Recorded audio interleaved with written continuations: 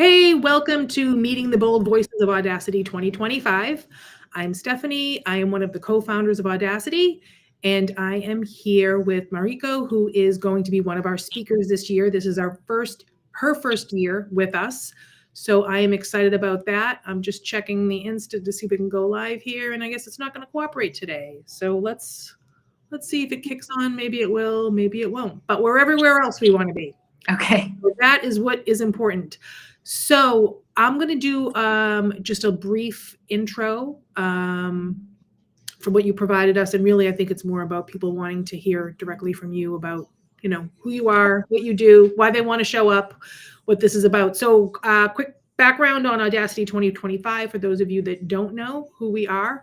We are a niche media company, and we specialize in amplifying women's voices, creating events, projects, incubators that get women out there, get visible, and get other women to be able to find other women that they can aspire to be like. So it's hard when you're a woman out there who's trying to make big things happen in the world, and there's really, maybe your circle is small or your friends are just in 9-to-5 corporate gigs, and there's really nobody for you to connect with. It can be kind of a lonely road.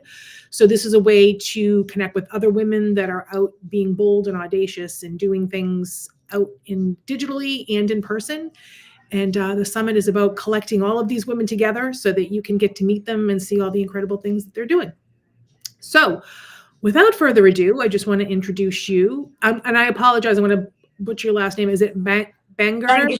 Yeah, exactly. It's So Mariko Bangerter. She is a multimodal therapist and intuitive with over 10 years of experience helping people heal from past pain and restore self-worth so they can magnetize a life they desire with healthy relationships.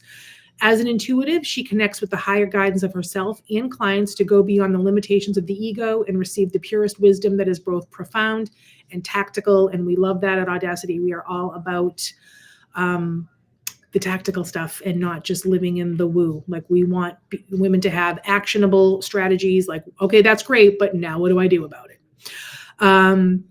So she's currently completing a book called The Well Within, including conversations with the higher selves of herself and her clients. And she will be sharing excerpts from that book to open you up to a whole new perspective on life, on being human, and the nature of reality. So super excited, very interesting topic. So I'll leave it to you to tell the folks more about it. Sure.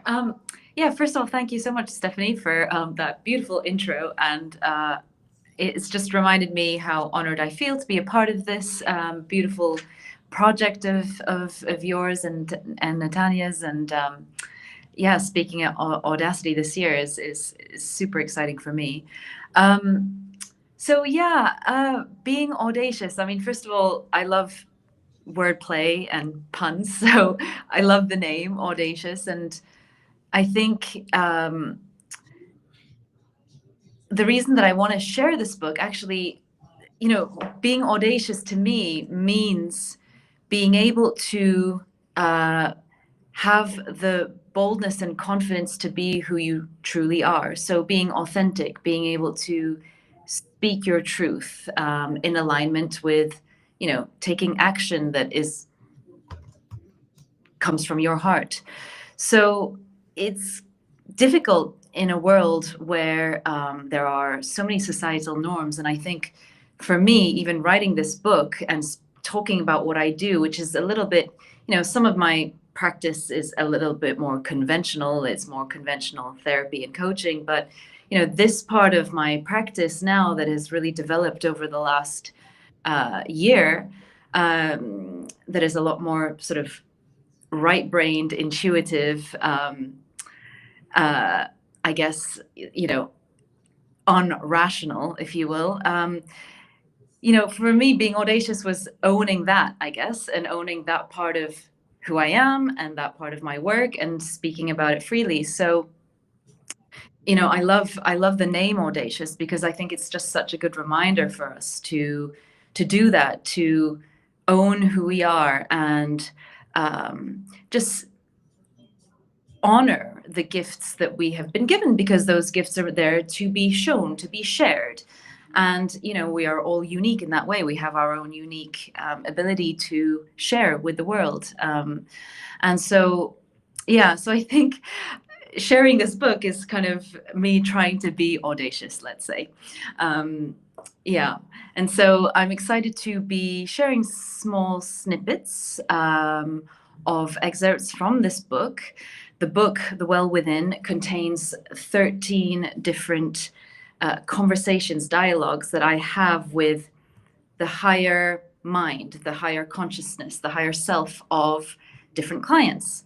And these conversations take place remotely when my clients are sleeping. And I'm quite, I feel very honored to be a part of this dialogue, because just being subject to what comes through has taught me so much and given me quite a unique perspective on, like you said, the nature of reality, what it means to be human, and also given me some pretty interesting and unique tools for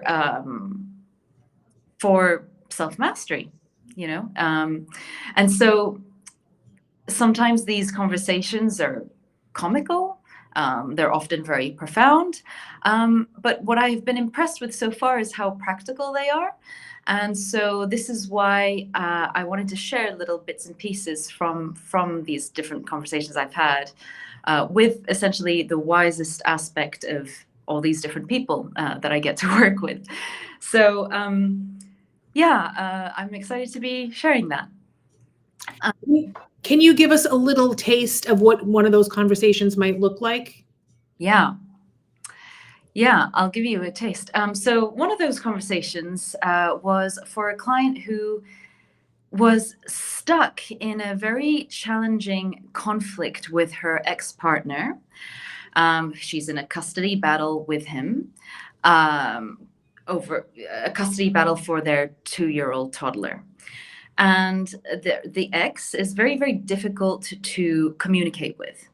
So, she has very specific court orders. So twice a week, she has to hand the child over to the father to be looked after. So, of course, it requires regular communication. They have to organize these pickups and drop-offs, etc.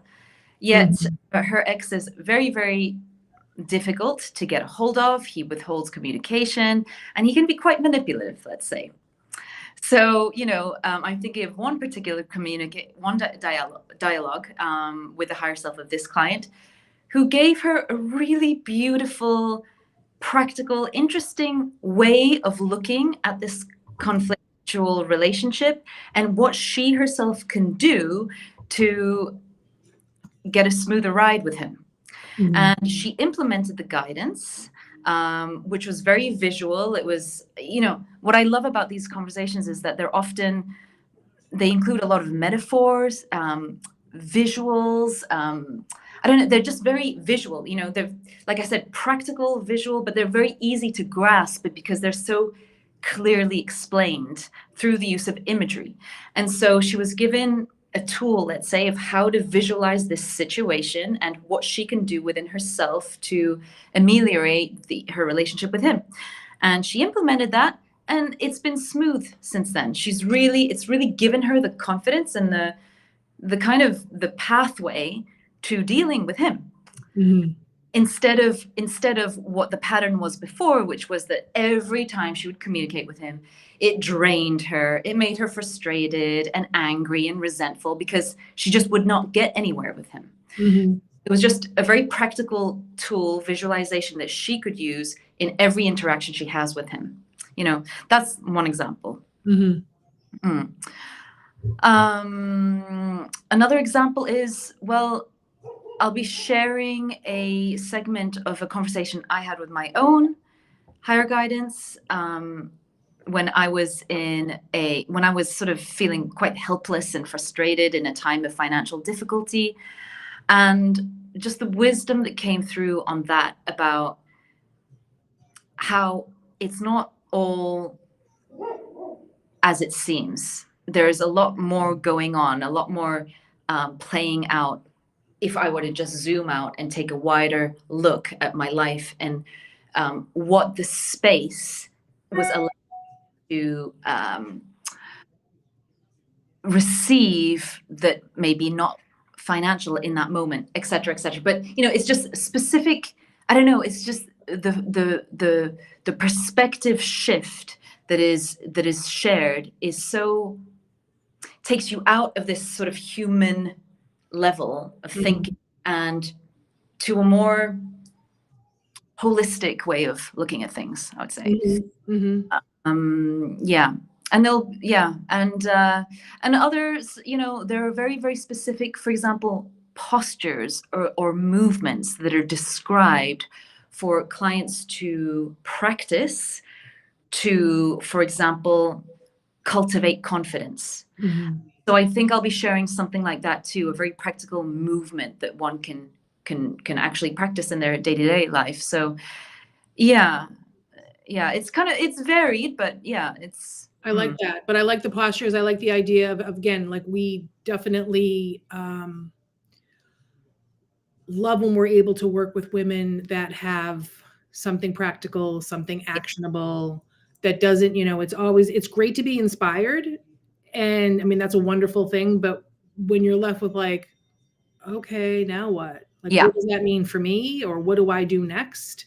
What are my next steps in order to access this? Then I feel like a lot of times those things can be great, but then it's like, I can't do anything else more with this, or I can't figure out how to access this. Totally. Yeah. And I completely resonate with what you're saying. And which is why when I'm in these sessions, I'm really playing devil's advocate. And I keep asking them practical guidance that I can tell my clients, more practical guidance, please, more practical guidance. So I'm really like pushing them to share as much as possible that can help the client. Yeah.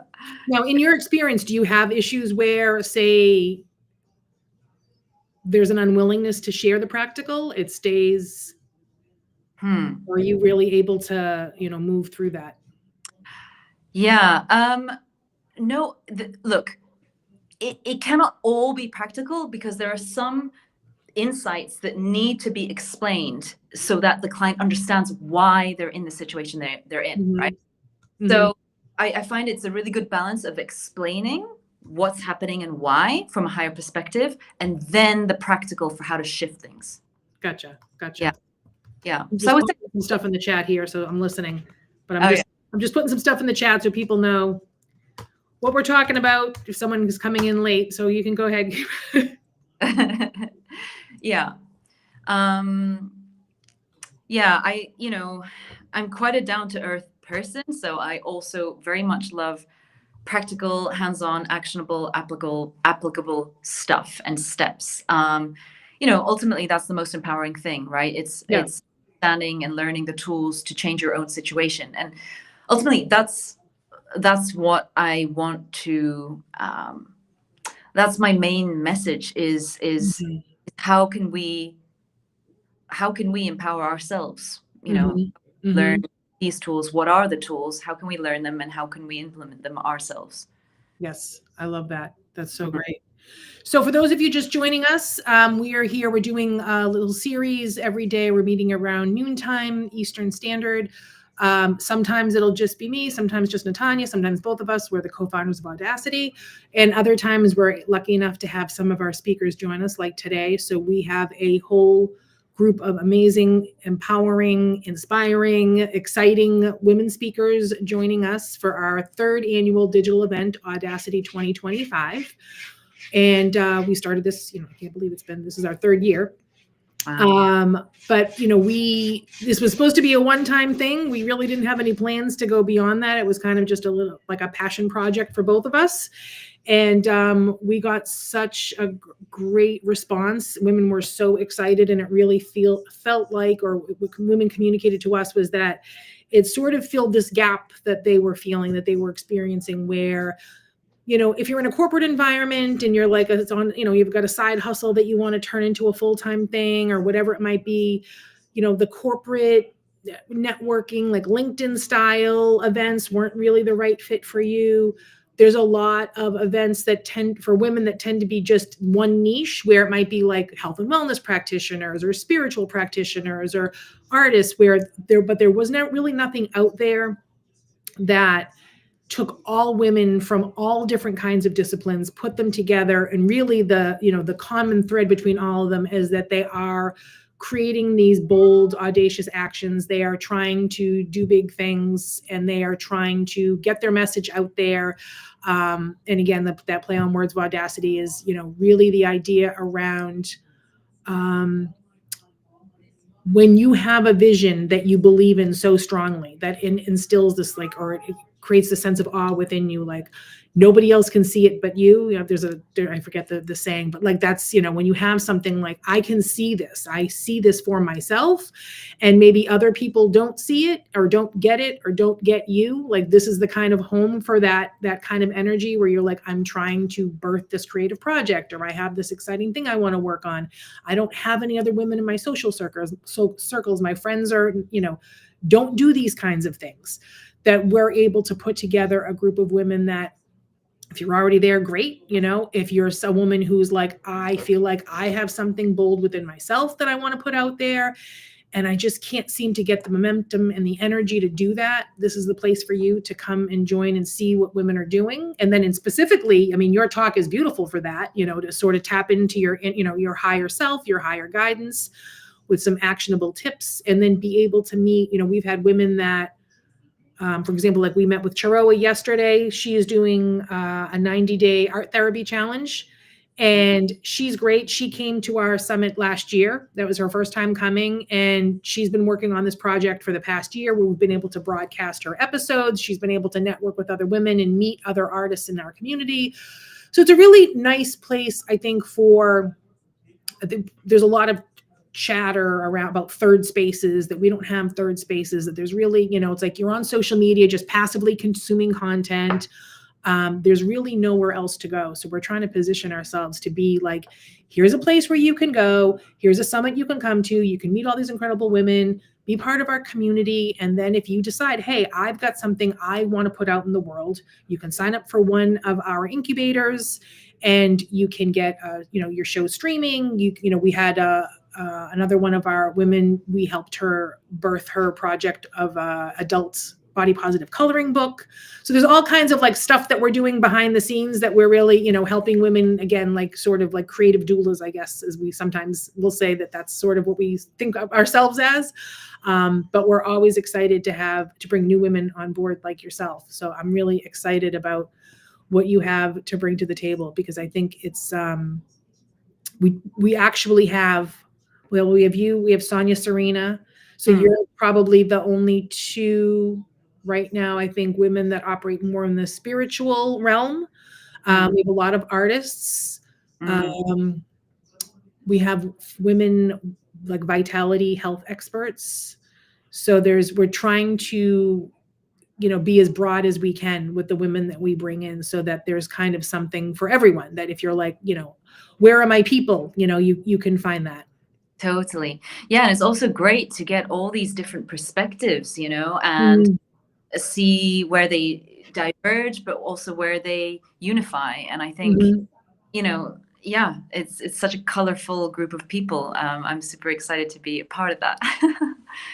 Sounds good. Sounds good. So do you have anything else you want to add? Anything else you want to share? I don't want to take up too much of your time. Not really. Just that I think it can take many years for us to develop the the courage, the confidence, to drop the fear of other people's judgments of us. But it's such an important journey to take. And I think we can really do that is when you experience true freedom, and then it's as though your life really begins at that point, that you can really go out and honor who you are, what your gifts are, what you want to say, what you want to share. And I think it's really then that you're going to start to attract your real tribe, your real friends, real colleagues, your real mentors, right? Because I think we spend so much of our lives hiding because of fear of judgment. And that's a real thing, being cast out of the tribe is a very biological fear. We cannot survive without the tribe. But I think today more than ever, we have all these beautiful platforms such as Audacity to really inspire us to to be who we are and to be bold in that. And it's I love that. I mean, good in that. I mean, it makes me think, we can come be a part of our tribe, we're not, so if you feel like you don't have a tribe and, that fear of rejection is, I mean, it's hardwired in us to, to not be rejected, to not be cast out because it meant death, and try telling your nervous system that, right? When you're trying to do something big, and that's kind of, I mean, I wasn't going to get too far into the neuroscience, but I love talking about neuroscience. So I will, that's a real thing. When you feel that fear and that terror, that's because it's innately hardwired in you. And you're like, oh my God, I can't turn on the camera and go live. I can't do that because what if someone sees me and judges me? And although intellectually you'll know and you understand I'm not in actual danger, try telling your body that. Your body's like, bad idea. Don't. So this is, a place for you if you are someone who struggles with that, because then you can be surrounded by other women who are taking those bold steps, who are being audacious, who are saying, you know what, I'm doing this even though it feels uncomfortable, even though I'm like, I don't want to, but I'm going to do it anyway. Aegis, right? You see somebody else stepping out of their comfort zone and being who they are, owning who they are, and it really does inspire you to do the same. So the more people do it, the more people it inspires, and I think that's what we need. Yes. Yeah. And I feel like one of the things I like to say, like a good litmus test is like, if the people that you went to high school with aren't saying like, who the hell does she think she is? Then you're probably doing it wrong. If that's what we want, like we want that, that's not a bad, if people are saying that about you, you're probably doing something right, because it means that you've stepped outside the box of what everybody else is doing and the path that they take, or the accepted path, and you're doing something different. And as someone who's multi-passionate like myself, like I've struggled with this a lot, where it's like, oh, what are you working on now? What's your project now? What's your little business now? And it's been said, outright condescendingly, like, I'm sorry that, I did not want to do it the way you did. I have a lot of interests. I'm a creative person. I have a lot of passion about things, and I want to learn new things. And I'm always trying to, do something more, do something different. I find that interesting and I find that fulfilling. But it's really hard when you're in a space where people are just they're threatened by it. I realize now that I'm older, that people are threatened when you're not, part of the status quo. And that becomes a hard place to be in, because I didn't have this, So go ahead. I'm like yammering on here. No, but I completely relate, but like, as you said, they're threatened or they're envious, or it just triggers that fearful part in them, that's just what reflection of their own fear of stepping out the box. And so, I think it's only out of your comfort, it's only when you step out of your comfort zone that you can start to grow and build beautiful palaces of dreams, right? Like nothing's gonna, your comfort zone is a safe place, but nothing can grow there. Is there's that saying. But this is why I think Audacity is such a good place for people to come to see that and to be inspired, and hopefully be inspired to take their own steps, their own bold steps forward. Yeah. Right. And even if you're not, like, she's not happy with me right now doing this. I know she wants to go out. What she wants to do is go in the bathroom and drink out of the toilet. That's what this is about. Because apparently the nice fresh water is not good enough. She wants the toilet water. She knows what she wants. Huh? She knows what she wants. Yeah, exactly. And she's going to keep doing this, but that's okay. But I do. Ooh, of course, now she's walking across. Now she's really messing with me. Okay, there we go. But it is, I think it's an important conversation to have. And that's one of the conversations that we're having at the summit. That will be sort of the overarching thing. And it's the theme this year is the art of becoming audacious. And again, we do that play on words because, that's one of the things that I believe. And that was sort of the seed of this came from that of, when you believe in something so strongly and it's like awe-inspiring to you, that's the fuel that you can use to push you through the sarcastic comments and the judgment and the, oh, how's your little business? Oh, what are you doing now? And it's interesting that, and it is just sort of a reflection of corporate, culture and patriarchy or whatever, where people look at this, I worked at this business for 30 years and that's apparently like the only desirable way to go about life. is to work for someone else, to Yeah. make money, for someone else for your entire career. And that's okay. There's no judgment of people that do it, but it's oftentimes the people that do that then have the most issue. It's like, I didn't want that. I never wanted that. I always wanted something that was for my own, and never had any people in my circle that, shared those same values. And then thank God for the internet, because then you can find your tribe, and you can find your people, and you can find other women where before you really couldn't do that, Yeah. I mean, I remember it was like 1990, really aging myself, but like 95, 96, I was like buying domain names Yeah. Wow. and like downloading stuff from WebMonkey and teaching myself HTML and like hand coding websites because I was going to sell my art online, which I never ended up doing. I spent an entire year building a website coded by hand, self-taught, right? And That's everyone's like, what are you doing? you were super early, like to I was early. Yeah. Wow, that's incredible. If I only wish, had I really thought about buying, buying domain names, but I wasn't thinking about flipping. That didn't occur to me. Because I wasn't buying it to make money. I had an idea that at the time, I was actually doing, what's it called? Like the trash to treasure art, where people take, like recycle things and turn them. There's like a name they have for it now, and I can't remember. But like before that was cool and a thing, because I was poor and I liked nice things, and I would, buy things at yard sales or whatever and transform them into something else. Wow. And people really liked them. And I was like, oh, I should start a little business and start selling them. And so I bought myself a domain name and like hand coded it, did all that. Took forever to do because it took forever to do. Yeah. And the whole thing kind of, petered out, which is fine. But it was like, I guess probably in retrospect, I can see why people are like, how's your little project? Because really nothing ever got legs. It was always like kind of just the idea of practicing and doing. But I realize now, like, that's learning, that's okay that it didn't turn into something, that it didn't come to fruition. Like, it maybe was just so that I could learn to do that. Maybe it was just so that I could not be afraid to put myself out there. Yeah. So I realize that now. Yeah. And it's just one stepping stone leading to the exact next stepping stone for you. Right. Yeah. And I think for women, we don't see that. We don't realize, like, when you finally get where you want to go, and I'm certainly not there, I'm nowhere close to it. But when you get where you want to go, I believe that you can then go back and go, aha, that's why that, and you can take that thread and figure out like where you ended up, why, where you did even things that maybe felt like a failure, that, I never should have done that. What a terrible idea, or, whatever it might be. It will all make sense in the end. Totally. And that's why I think it's so important to follow your heart, follow what excites you, right? Mm-hmm.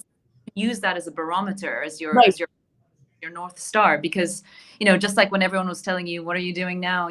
Well, you were doing that. It gave you kicks. You enjoyed what you were doing for as long as you were doing it for. And that's what matters. It brought you to the next stage. Yeah. It got understanding more about yourself. And so, yeah. And I think, again, like, it's back to, therefore, I think you're a very inspiring person to have. I can see why you've a co-founder of Audacious, with your sort of entrepreneurial and spirit of following your heart all the time. Well, I think, and that's a good way to put it. And I like that, because we still struggle, we talk about our little elevator pitch, like, what do we do? Like, what are we doing? Who are we?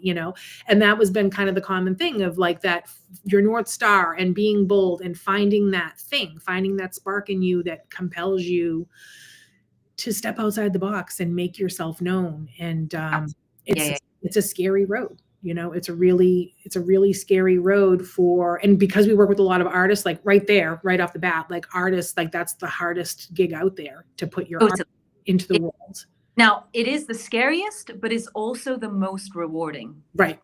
Yep. That's the right. Yeah.